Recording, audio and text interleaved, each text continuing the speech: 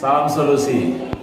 Teman-teman semua, kita hari ini akan menemui beberapa kelompok dan dalam kelompok ini nanti akan mendiskusikan sesuai dengan topik-topik yang sudah dibagi. Kita berharap ada masukan, ada kritik, ada pertanyaan dari kita yang sedang mengamati video ini. Mudah-mudahan ini menjadi salah satu bagian dari proses pembelajaran kita supaya kemudian hari kita menjadi lebih baik lagi. Demikian saya kira untuk kita nikmati bersama diskusi ini. Salam solusi. Assalamualaikum warahmatullahi wabarakatuh. Perkenalkan, nama saya Muhammad Perdana Al-Gusti Tarigan dan saya Muhammad Rizky Prayogi. Di sini kami akan membahas tentang apa sih itu arti dari filsafat. Baik, kita akan masuk ke pembahasan yang pertama, yaitu apa sih arti filsafat secara umum, agama, dan para ahli. Dan yang kedua itu pembahasan tentang bagaimana sih cara berpikir orang filsafat itu. Yang ketiga, hubungan apa sih manusia dengan kehidupannya dalam berfilsafat. Yang keempat sih, cabang-cabang apa saja sih yang ada di dalam filsafat. Dan yang kelima itu bagaimana perkembangan filsafat di Yunani. Jadi apa sih arti filsafat secara umum, agama, dan para ahli? Jadi yang secara umum yaitu filsafat secara etimologis berasal dari kata Yunani yaitu philosophia, yang dalam bahasa Inggris yang arti filosofi, ya lazim diterjemahkan sebagai cinta kearifan. Jadi menurut pengertiannya yang semula dari zaman Yunani kuno itu filsafat berarti cinta kearifan dan kecenderungan pada kebijaksanaan, yang memiliki arti yaitu disiplin yang mempelajari objek-objek tentang manusia. Dan menurut secara agama yaitu suatu kajian yang mempelajari terhadap kehidupan alam, semesta, etika, moral, dan pengetahuan yang dilakukan dalam peradaban umat manusia. Terus filsafat menurut para ahli Yunani yaitu Aristoteles, yaitu filsafat itu merupakan ilmu pengetahuan yang meliputi kebenaran. Yang kedua yaitu Socrates.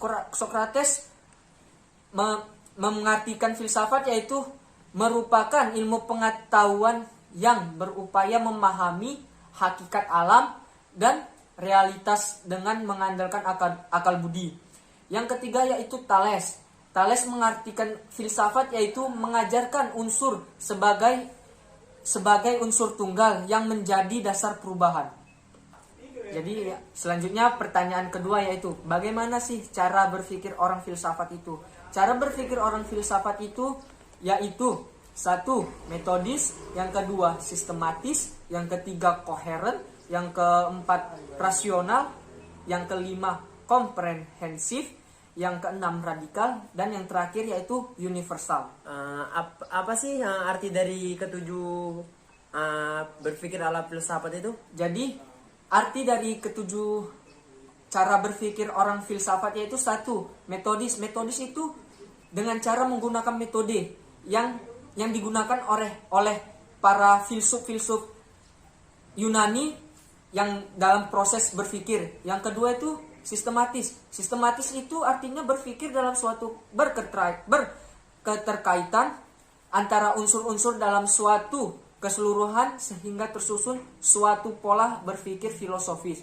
Yang ketiga itu arti dari koheren, yaitu unsur-unsur yang dipikirkan tidak terjadi sesuatu yang bertentangan dan tersusun secara logis.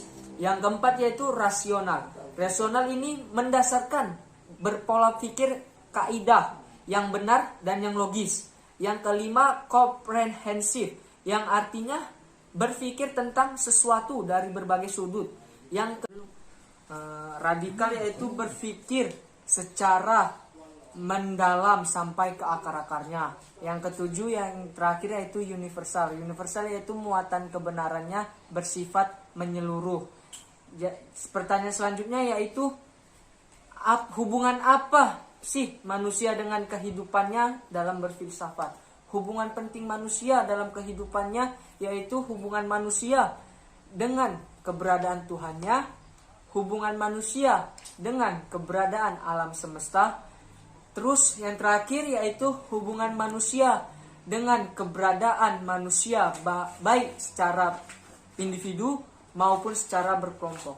Yang keempat yaitu pertanyaan selanjutnya, yaitu cabang-cabang apa saja sih yang ada dalam filsafat di dalam kehidupan sehari-hari. Cabang-cabang filsafat yaitu 1. Metafisika, yang kedua estetika, yang ketiga etika, yang keempat epistemologi, dan yang terakhir yaitu logika. Apa sih arti dari cabang-cabang filsafat tersebut? Arti dari cabang-cabang filsafat tersebut yaitu metafisika adalah mengamati tentang asal muasal pengetahuan yang berguna di kehidupannya, yaitu mempertanyakan tentang bagaimana Tuhan menciptakan bumi dan isinya. Yang kedua yaitu estetika, yang memiliki arti yaitu mengamati tentang hakikat keindahan yang berguna di kehidupan, yaitu melihat pameran atau pertunjukan seni. Yang ketiga yaitu etika. Etika yang memiliki arti yaitu mengamati tingkah laku manusia, yang memiliki arti di kehidupan yaitu menunjukkan sikap kita hormat kepada orang lain atau orang yang lebih tua dari kita.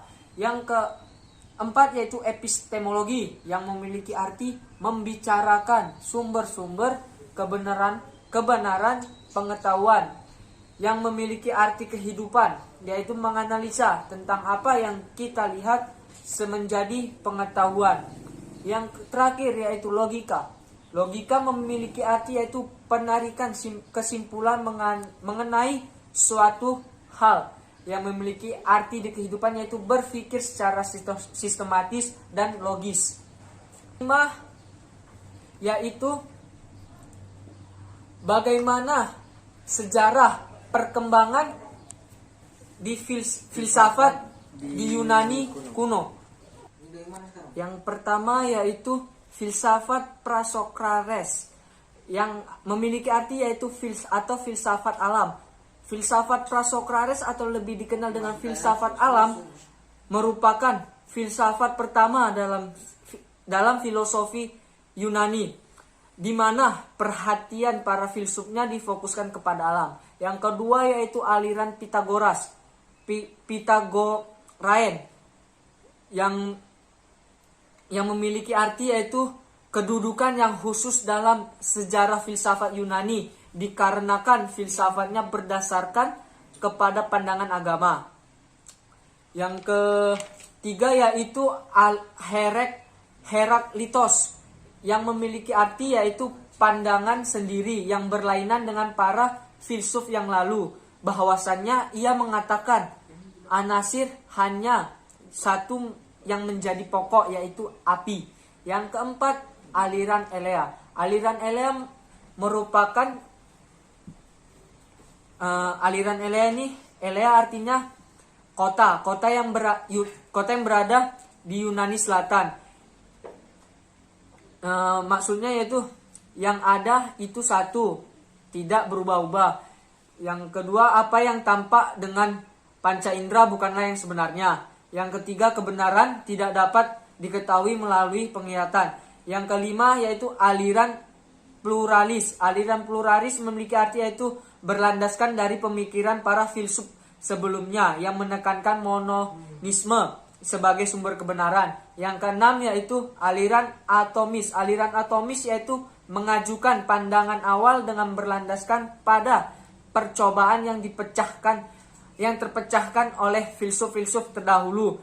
Yang ketujuh yaitu kaum sofis. Kaum sofis ini berbeda dengan Elea, yang dikarenakan kaum sofis tidak ada kesepakatan ajaran agama. Yang terakhir yaitu periode klasik atau aliran Sokrates. Periode klasik ini dimulai dari Sokrates, namun beliau tidak memiliki sebuah sistem filsafat dalam pemikirannya. Adapun yang membangun sistem filsafat klasik dibangun oleh Plato dan Aristoteles dengan berdasarkan ajaran Sokrates mengenai pengetahuan dan etik serta filsafat alam yang berkembang sebelum Sokrates. Selanjutnya pertanyaan 6 hingga 10. Pertanyaan nomor 6 yaitu ada berapa macam saja sih filsafat itu? Yang ketujuh, apa saja manfaat belajar dari filsafat? Yang kedelapan yaitu apa sajakah peran filsafat dalam pendidikan? Yang kesembilan yaitu bagaimana cara penerapan filsafat dalam kehidupan sehari-hari. Yang terakhir pertanyaan 10 yaitu apa kesimpulan dari materi apa itu filsafat? Langsung saja kita membahas ada beberapa macam bentuk filsafat itu. Yang pertama materialisme, yang kedua itu rasionalisme, yang ketiga empirisme, yang ketujuh idealisme. Apa sih arti dari macam-macam filsafat itu? Yang pertama itu materialisme adalah paham yang menganggap dunia ini tidak ada selain alam. Yang kedua itu rasionalisme adalah paham yang berdasar logika. Yang ketiga itu empirisme adalah aliran yang menjadikan pengalaman. Yang keempat idealisme adalah aliran yang mengajarkan hakikat yang dapat dipahami dengan jiwa dan roh. Selanjutnya manfaat belajar tentang filsafat itu agar kita bisa bermanfaat, bisa berpikir secara radikal atau berpikir hingga ke akar-akarnya atau sedalam-dalamnya.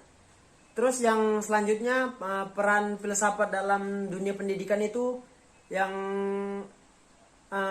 menonjol ialah peranan filsafat pendidikan memberikan inspirasi, yakni menyatakan tujuan pendidikan negara bagi masyarakat, memberikan arah yang jelas dan tepat. Filsafat pendidikan dengan mengajukan pertanyaan tentang kebijakan tentang pendidikan dan praktik di lapangan dengan menggunakan rambu-rambu dari teori pendidik. Selanjutnya penerapan filsafat dalam kehidupan sehari-hari, yaitu filsafat dalam kehidupan sehari-hari bisa dengan selalu berpikir secara konseptual. Jadi apa yang sudah kita rencanakan sudah dipikirkan dengan matang serta memiliki konsep ke depannya. Contohnya ketika kita sudah memutuskan untuk kuliah di suatu jurusan. Selanjutnya kesimpulan dari materi kami yaitu ilmu filsafat ini ialah merupakan induk dari segala ilmu yang diharapkan menjadi suatu pedoman bagi manusia untuk mencari kebenaran yang hakiki, sehingga manusia dapat berpikir secara kritis dan positif dan menjadikan manusia sebagai manusia yang arif dan bijaksana dalam menghadapi segala persoalan yang ada di kehidupan sehari-hari. Mungkin ini saja hasil diskusi dari kami tentang apa itu filsafat. Billahi taufiq wal hidayah. Wassalamualaikum warahmatullahi wabarakatuh.